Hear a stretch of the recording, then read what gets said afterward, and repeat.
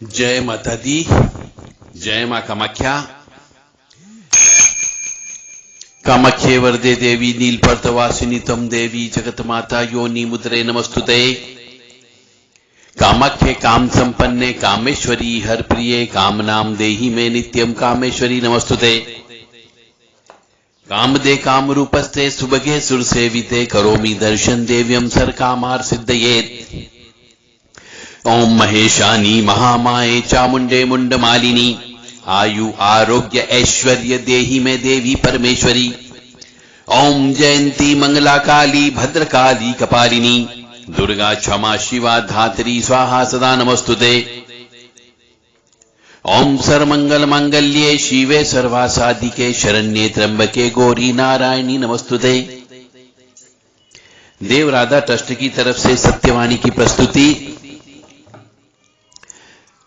रहस्यमय ज्ञान की कड़ी में एक ज्ञान और।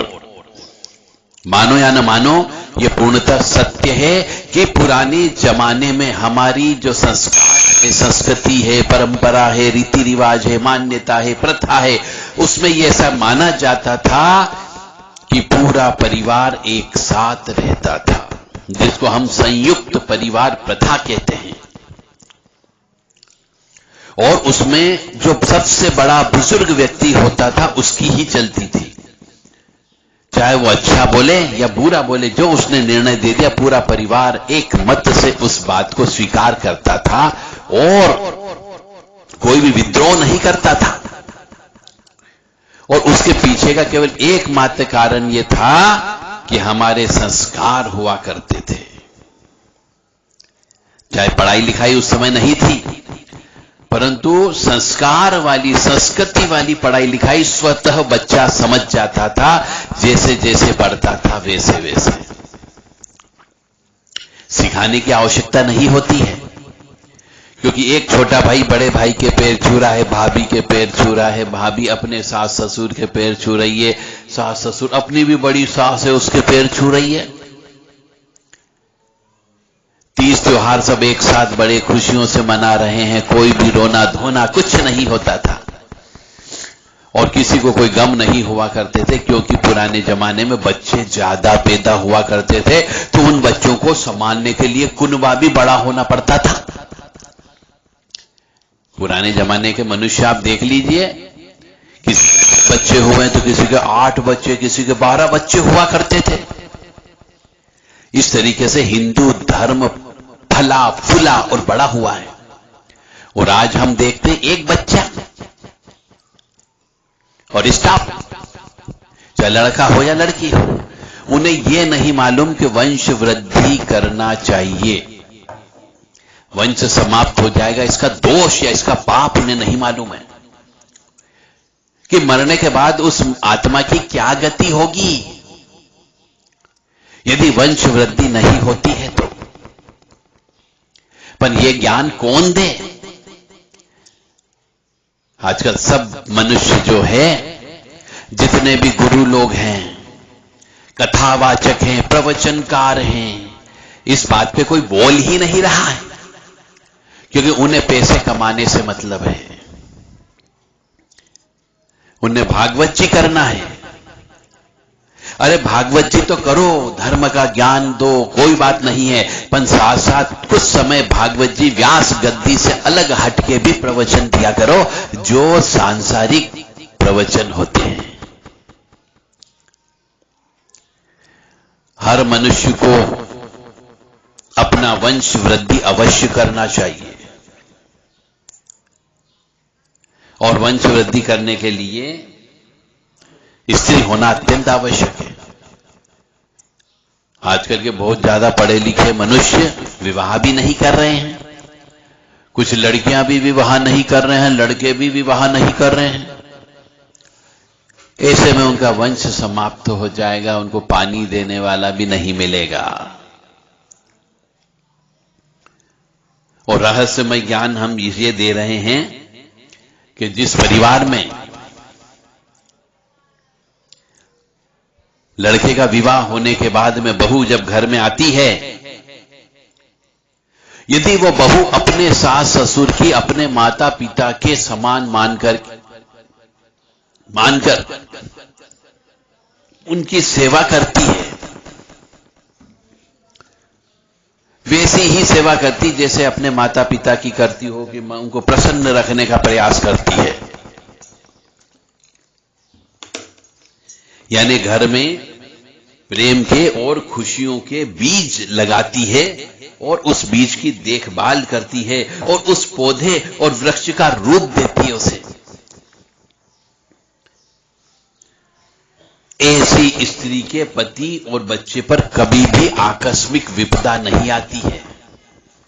और जो स्त्री अपने पति को लेकर के अलग हो जाती है, अपने सास ससुर की सेवा नहीं करती, उसके बच्चे कई बार उसकी आंखों के सामने मरते हैं और कई बार तो जितने बच्चे होते हैं सब मर जाते हैं। उसका भी कारण यही होता है क्योंकि माता पिता की हाय लगती है, बद्दुआ लगती है, पितरों की हाय बद्दुआ लगती, पितरों का शाप लगता है। परंतु मनुष्य सोचता मेरे भाग्य में होगा, पर ऐसा नहीं होता है कि भाग्य में दोनों बच्चे मर जाए या तीनों बच्चे मर जाए या एक बच्चा तो एक बच्चा मर जाए। डरो मत और घबराओ मत, अभी भी समय है। यदि आपने अपने सास ससुर की सेवा नहीं की तो जाकर के माफी मांगो, उनके चरण कमल के अंदर गिरशीश नवा दो, देखो वो आपको प्रेम करेंगे। चाहे आपने कितना ही जुल्म किया हो, परंतु स्त्री यही कहती कि यही तो मेरे से नहीं होगा, मैं अपनी सास के रोजाना पैर नहीं पड़ सकती। अहम की भावना वहां पे उत्पन्न हो गई है और जहां अहम आ जाता है वहां पर पूरे आवरण चढ़ जाता है माया मोह का, क्रोध का, ईर्ष्या का, द्वेष का, और फिर वहां पर कष्ट की प्राप्ति होती है। इसलिए विधवा क्यों हो जाती है, इसका भी कारण यही होता है। तो जिस परिवार के अंदर एक बहू आकर के प्रेम और खुशियों का बीज लगा करके एक पौधे को बड़ा करती है, वृक्ष बनाती है, उसके परिवार में कभी भी बच्चे और पति पर कोई भी विपत्ति नहीं आती है और रोग तो होते ही नहीं हैं। और उस परिवार के बच्चे भी उस प्रेम और सद्भाव के वृक्ष की छांव में बड़े होकर अपने माता पिता के आज्ञाकारी बनते हैं, अपने माता पिता की सेवा करते हैं और अंत तक उनके साथ में रहते हैं, उन्हें कोई भी कष्ट नहीं होने देते हैं। इसलिए मैं सभी से विनम्र निवेदन करता हूं, सभी स्त्रियों से और सभी पुरुषों से, कि स्त्री है विवाहिता तो अपने सास ससुर की सेवा अवश्य करें ताकि उनकी हाय बद्दुआ और पितरों का श्राप नहीं लगे। और यदि बेटा है तो अपने माता पिता की हाय बद्दुआ उसको अवश्य लगेगी। पैसा कमा लोगे पर सुख नहीं मिलेगा, तरह तरह की लाइलाज बीमारियां लग जाएगी, कहीं पति मर जाएगा कैंसर से, किडनी से, तो कहीं पर औरत मर जाती है, कहीं पर बच्चे को जवानी के अंदर शुगर हो जाती है, बच्चा गलत रास्ते पर चल पड़ता है, ये उसी का प्रभाव होता है। फिर आप ज्योतिषियों के चक्कर लगाओगे, अघोरियों के चक्कर लगाओगे, तांत्रिकों के चक्कर लगाओगे, ये चक्कर लगाना बंद करो, अपने कर्मों को सुधार लो, तो आपके बहुत से पैसे की भी बचत हो जाएगी, समय की बचत होगी और फालतू में ये जो उल्टे सीधे कर्म करने वाले मनुष्यों के चुंगल से आप बच जाओगे। मानो या ना मानो, ये पूर्णतः सत्य है। अभी भी समय है। यदि अपनी जिंदगी में आप अपने माता पिता से अलग हो गए हो तो उनके साथ रहने का प्रयास करो और उनकी सेवा करो। निश्चित तौर से उनने जो भी बद्दुआ दी हो, शाप दी हो, एक समय के बाद जब उनके शरीर से, आत्मा से, मन से, हाथों से जब आपके सिर पर उनका हाथ रखा आ जाएगा तो वो जितनी भी बद्दुआ है, जितने भी शाप है, वो पानी की तरह बह जाएंगे और आप सुखी जीवन व्यतीत करोगे। यदि किसी माता बहन को मेरी बात बुरी लगी हो तो मैं माफी चाहूंगा, परंतु मेरा धर्म है बोलना और बताना और ज्ञान बांटना। लेना या नहीं लेना आपके ऊपर निर्भर करता है। यदि इस ज्ञान को आप प्राप्त कर लोगे तो आप अवश्य सुखी रहोगे, और नहीं लोगे तो जैसा जीवन चल रहा है कटेगा। हो सकता है पति मारपीट भी करता हो सकता है पति शराब भी पीता हो सकता है वो ऋण में जी रहा हो, और हो सकता है कि आपके साथ हम बिस्तर भी नहीं होता हो। इन सब के पीछे का कारण भाई बद्दुआ और श्राप होती है। मां भगवती जगत जननी आद्य शक्ति भवानी आह्लादिनी शक्ति कष्ट निवारिणी दुख निवारिणी महिषासुर मर्दिनी चंडमुंड नाशिनी सिंह नाशिनी सिंह वाहिनी क्लेश नाशिनी पाप नाशिनी आद्य शक्ति आपको सद्बुद्धि प्रदान करे, यश दे, कीर्ति दे, मान सम्मान दे, बशर्ते कि आप अपनी सास ससुर की सेवा करें, और पुरुष है तो अपने माता पिता की सेवा करें। जय माता दी, जय मां कामाख्या। सर्वे भवन्तु सुखिनः, सर्वे सन्तु निरामया, सर्वे भद्राणि पश्यन्तु, मा कश्चित् दुःखभाग् भावेत्। लोका समस्ता सुखिनो भवन्तु, लोका समस्ता सुखिनो भवन्तु। ओम शांति शांति शांति। सभी धर्म प्रेमी बंधुओं,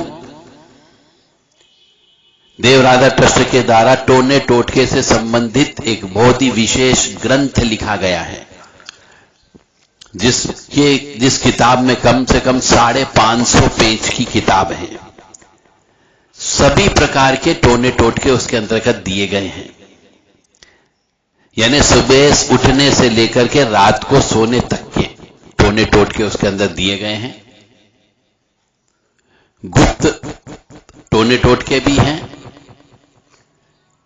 घर परिवार में सुख समृद्धि के शांति के टोटके हैं, बच्चों से संबंधित टोने टोटके हैं, गर्भवती स्त्री से संबंधित टोने टोटके हैं, बच्चे पैदा होने से संबंधित टोने टोटके हैं, विवाह होने से संबंधित टोने टोटके हैं। हर प्रकार के टोने टोटके उसके अंतर्गत दिए गए हैं। आप ये किताब अवश्य खरीदें, इससे आपको काफी कुछ परेशानियों को हल करने में आसानी होगी। ऐसा कहा जाता है हमारे पुराने जमाने में कि टोने टोटके यानी छोटा मोटा काला जादू। तो छोटा मोटा काला जादू आप स्वयं कर सकते, किसी मंत्र की आवश्यकता नहीं, किसी गुरु की आवश्यकता नहीं होती है। जय माता दी, जय मां कामाख्या। किताब को ऑर्डर करने के लिए व्हाट्सएप के माध्यम से 9893128047 पर संपर्क करें, व्हाट्सएप से मैसेज करें।